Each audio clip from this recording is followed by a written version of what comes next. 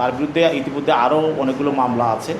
আমার নামে বাংলাদেশে একটা জিডি নাই, আমার নামে একটা মামলা নাই।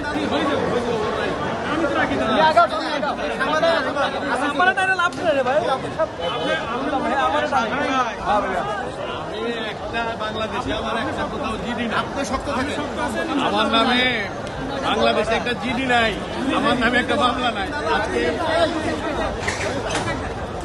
একের পর এক মামলা দিচ্ছে।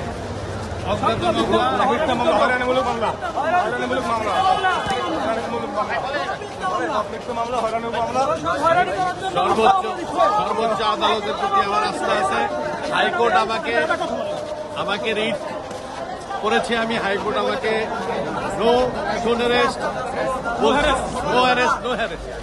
ফ্যাসিস্ট হাসিনার যে ফ্যাসিবাদী রিজিমের আরেকজন উত্তরসূরি ছাত্রলীগের সাবেক সাধারণ সম্পাদক অজয়কর খোকন, তাকে একটি হত্যা মামলায়, বৈষম্য ছাত্র আন্দোলনের একটি হত্যা মামলায় তাকে তদন্তকারী কর্মকর্তা আজকে গ্রেপ্তার দেখানোর জন্য আদালতে উপস্থাপন করেন এবং তার বিরুদ্ধে ইতিমধ্যে আরও অনেকগুলো মামলা আছে এবং বিভিন্ন মামলায় সে জাহান্নামী আসামি।